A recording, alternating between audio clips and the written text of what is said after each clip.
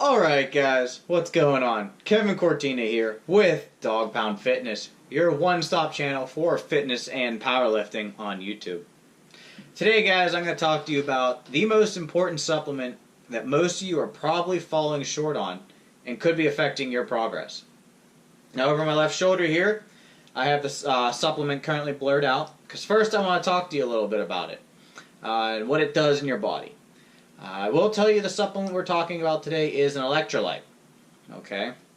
So, you guys are out there, you're doing your bodybuilding, powerlifting, power building, calisthenics, gymnastics, running on the track, group classes, whatever you do, in the end, you're contracting your muscles. Okay? You're exercising your body.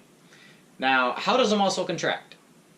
The basic and most simplistic way to think about it is let's just use the bicep as an example, okay? So what we're going to do here is we're going to contract the bicep. Bam, right? Now what happened in this process? What your body did is it pumped potassium out of the muscle and pumped sodium into the muscle, okay? And if you want to relax the muscle, bam, okay, you just pump sodium out, potassium back in, okay? Now, sodium and potassium are two very important electrolytes, okay? Especially if you're an athlete. But they're both water soluble, okay? So that means if you're sweating or, you know, through your urine, you're excreting these electrolytes pretty consistently throughout the day. Now, being an American, or if you live in America and you're watching this video, it's fairly easy to get your sodium in. If you eat a lot of canned goods or basically anything prepared, there's salt in it or it's fortified with sodium. So sodium typically in an American diet isn't a problem. Now what most people fall short on is potassium. Okay, and there's two different recommendations for potassium. There's one recommendation that is 4.7 milligrams per day. And there's another recommendation that is 3.1 from the World Health Organization. Okay. And the World Health Organization recommendation of 3.1, even though it's lower than the other recommendation, 90% of people are still falling short on it. Okay? Now, a lot of people have desk jobs, you know, they aren't sweating, and a lot of people, frankly, don't exercise. So low potassium to them isn't going to affect them as much as, you know, people who are into fitness or any form of fitness, okay? So, the supplement that I want to talk about today, and the supplement that I have over my left shoulder, is potassium. So let's go ahead and remove that blur. Alright guys. So what does potassium do in the body aside from just helping your muscles contract? It helps maintain proper blood plasma levels, it assists with your heart, proper heart health, and it also improves your cognitive function in terms of your brain, because your nerves also require potassium to fire. Okay? That's just a simplistic overview of it. There's a lot more I can go into, but I'm trying to keep this video short. So, how do I get potassium into my diet? Alright? My favorite and easiest way is none other than tomato paste. Okay? This is a little 6-ounce can. I think I pay like 50 or 60 cents for one of these. I try to get 2 of these in a day. What I like to do is I'll either boil some water and toss this in, makes tomato sauce, that's the word, or what I'll do is I'll take this can, empty it into a 16-ounce glass, fill the rest with water, microwave it. It's just like drinking tomato soup, okay, or if you like V8, same thing, okay. This little can here has, for 5 servings, the full can, 1,500 milligrams of potassium. Okay?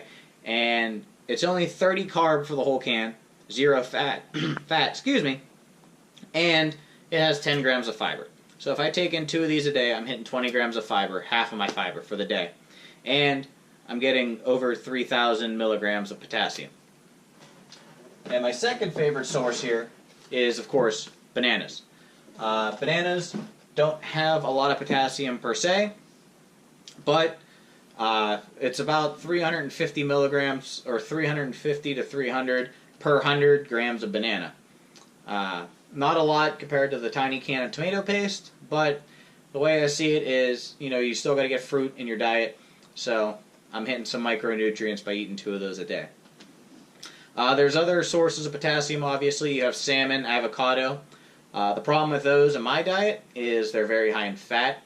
I only run 40 grams of fat a day, so those aren't viable options for me. There's vegetables.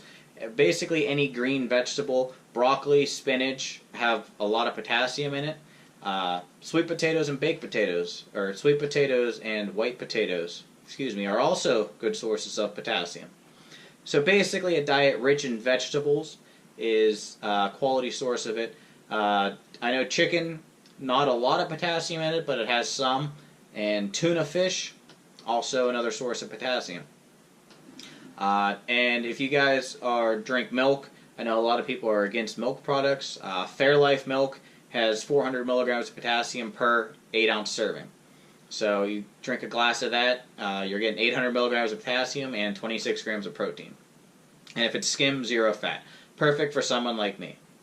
So what has my experience been with now that I've changed my diet to get more potassium in it? I started about 3 weeks ago trying to get more potassium.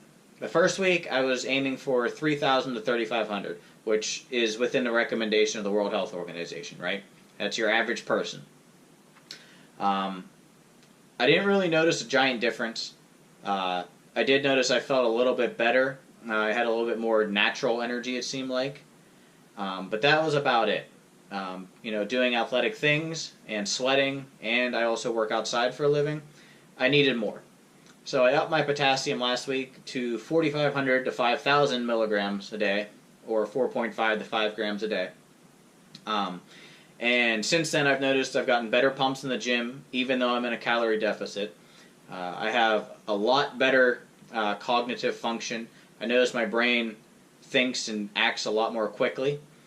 I feel a lot better, even when I don't get a good night's sleep, which I know a lot of people have that problem. I still feel like my brain is working perfectly fine the next day. And the top thing, especially if you see my last video, is I don't get cramps anymore, which I think led to my hamstring injury. And I actually started deadlifting for the first time in 2 weeks yesterday, and it felt fine.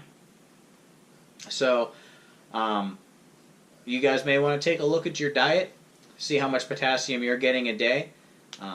Remember, I'm not a doctor, nor am I a medical professional. This is just what I have found out, and it's a supplement that I've seen that no one ever talks about in the fitness community. It's always protein, fats, and carbs. They neglect electrolytes, micronutrients, all that stuff. So, if you're having trouble making progress or you just don't feel like you have energy, maybe this might be something to look into. Let me know your experiences with maybe altering your potassium intake or trying to eat a diet higher in potassium down in the comments below, guys. I always try to answer them. And as always, guys, remember to like the video, share the video, and subscribe. We gotta grow the pound.